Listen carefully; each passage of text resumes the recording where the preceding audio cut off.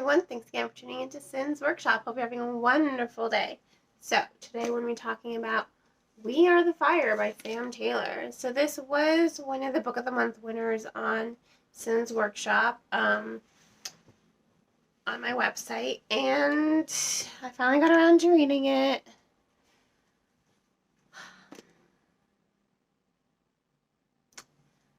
I wanted more. Let me start by saying that. It's not that it was a bad book. I do think this is an interesting book for discussion, I should say, because it follows, our two characters, Pran and Oksana. They were kidnapped when they were children and experimented on, and they were turned into weapons of war. And that's how the Emperor forms his war, his armies. It's not new. They are not singular. Sorry, I was sick this past week. Yes, again. And that is how the Emperor, builds his army. He goes around, he kidnaps, children. He makes children soldiers, and that's not a foreign concept. It's not a new concept either. I mean, child soldiers are still exist even today, and it's kind of horrible. But I liked that. I guess I liked that Taylor was talking about that, because I think it's one of those concepts that, we just kind of forget exist. But it's like, no, this is, still happening in real life as well. And it should be discussed, It should definitely be a topic of discussion. 100%. I like that Taylor discusses it, and I like the way the story evolves. Let me start by saying that. I do like how the story is evolving, because you have these two characters, and they're, in their late teens now. I want to say they're probably 17, 18 now. And they've had years to be molded into soldiers, but they don't want to be soldiers. They see how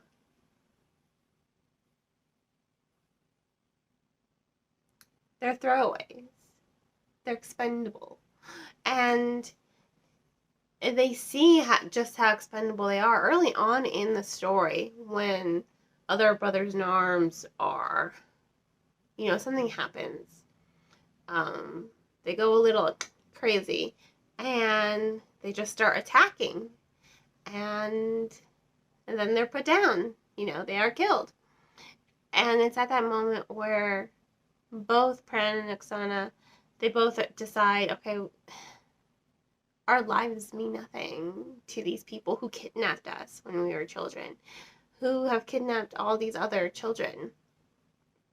So both characters kind of go on their own quest simultaneously to form rebellion, or to rebel in particular ways, right?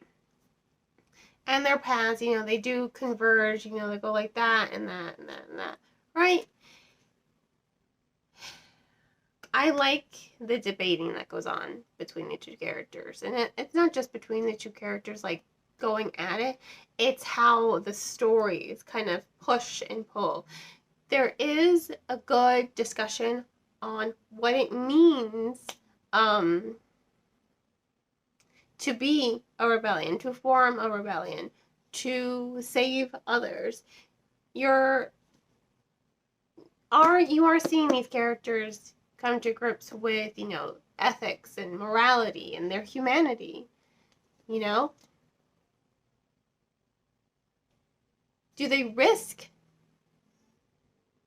losing all of that for the sake of the greater good, to save others? Do they risk and sacrifice their own humanity and their own ethics and their own morals in order to become like the monsters who enslave them, in order to defeat the monsters that enslave them so that they can provide a better life for everyone else, you know? It's one of those, it's a lot of gray area for discussion, and the characters do kind of discuss it, and you're seeing, obviously, yes, they don't want to lose their humanity, so they keep trying to find a way, and yes, they do succeed, but that journey to their success is what makes the story interesting. I can't really remember specifics, and this is where the story is somewhat detrimental, in my opinion. Overall, it was not memorable. Not to me. There are certain scenes that I do remember with very good clarity. I do remember the beginning. There's a whole chunk in the middle that I'm just kind of like, did I read it? I feel like I didn't even read it. And then near the end, well, not near the end, you got the middle. You've got those catalysts that really do set these characters up to be like, okay, we're going to take charge now. You do have those pivotal moments. So those do stand out. I will say that. Those do stand out. The plot twist, I do remember the plot twist. But I feel like I read it and it was just like a lot of empty space to me. And I will say this, getting into the book to begin with was somewhat difficult. I will say, at the time that I did start reading the book, I was both, mentally and emotionally and physically exhausted. But I did try reading it at 2 different times. Once during my lunch break at work, actually 3 different times. Once in the car, and then once, there's an hour. I have 1 hour after I put the kids to sleep where I just like to read, if I'm still, energized enough to read. It's my 1 hour. And those are the 3 different times that I tried to start this book. And it wasn't easy for me. To be perfectly honest, I did give up, and I ended up just getting the Audible version of the book, because after I start trying, the fact that I couldn't get into the book after 3 tries, it was just making it harder and harder and harder for me to want to even pick up the book to read. So, I did that thing that I like to do where I just mostly audio, I mostly just listened to the audiobook version, but I did carry the book around with me, so that way, at work I would read during my lunch break, or, I would read for that 1 hour or 30 minutes once the kids were asleep. And it just didn't jump out at me as much as I wanted it to. Like I said, I do think overall the story is worthy of discussion, because it does deal a lot with, again, those ethics and morals and humanity, and what does it mean to risk your humanity? What does it mean to fight for what you believe in? Do you have to sacrifice your ethics? Do you have to sacrifice your morals? I do like that there's room for discussion with this book. I think it would be a great book club pick for young readers, because it does offer that discussion. Then you do have the romance between the 2 characters and the tension between them. Again, lots of push and pull between the 2 characters, because they both want to rebel, but they're both doing it in different ways. Yes, their ways do converge, but the way that they discuss how they want to go about it, especially after things happen to Oksana. Sorry, probably not Oksana. Sometimes I get their names mixed up. Once things happen to Oksana, you're really seeing the test of humanity within her. So I do think that there's a lot worthy of discussion. I think the characterization could have been better, because it really is the narrative that's driving the story. And like I said earlier, I feel like there's just a lot of empty space for me with this book. There was like a whole chunk in here and that I was just kind of like just going through the motions. It wasn't that engaging. It wasn't that memorable.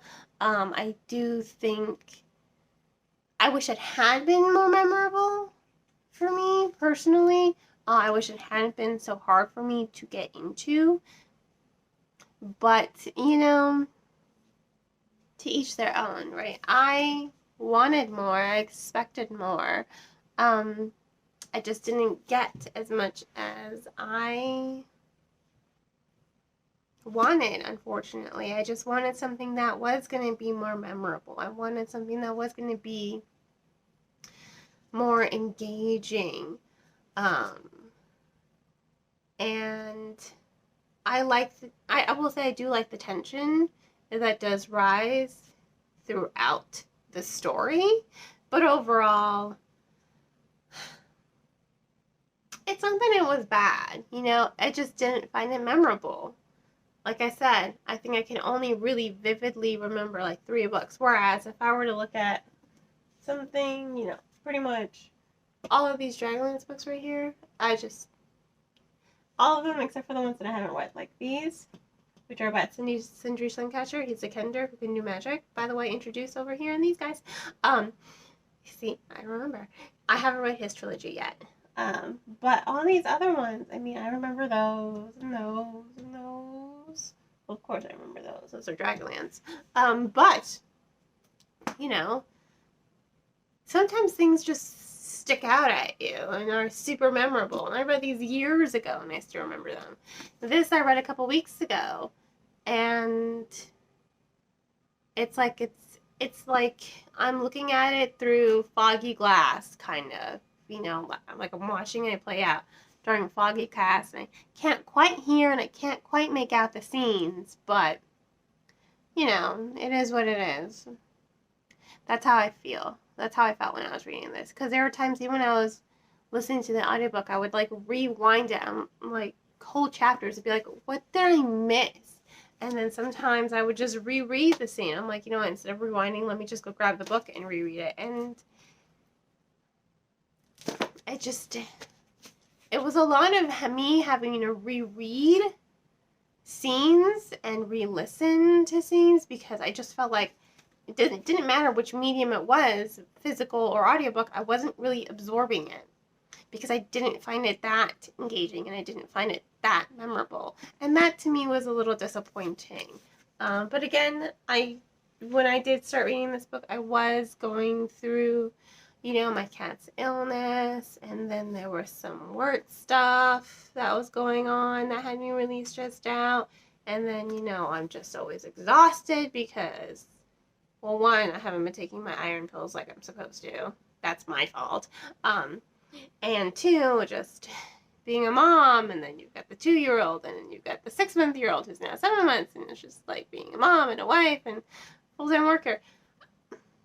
And then my cat was dying at the same time. So I think it was just like a whole lot of things going on at once, and I was just like mentally and emotionally and physically drained. And that might have something to do with why I struggled with this book. I'm telling you this so that maybe it wasn't the right time, Cynthia. Maybe it wasn't the right time for you to read this book that deals with some heavy themes. So, that's me. Maybe that has something to do with it, why I couldn't enjoy it. So, in fairness, again, I do think the book is worthy of discussion. I do think it would be a good book club pick because it does offer a lot of room for discussion. So I will give it 3 out of 5 stars. I just wish it had been more memorable. So, if you want to go ahead and purchase the book, please remember to purchase the book from your local bookseller or online book retailer. I just ask that you get it not from Amazon. Support your booksellers, independent bookstores, please. I think they deserve the business more than Amazon does. And on that note, I hope you all will continue to support me here by liking this video, subscribing to my channel, and sharing it with all your book loving friends. Have a great rest of your day, and as always, happy reading.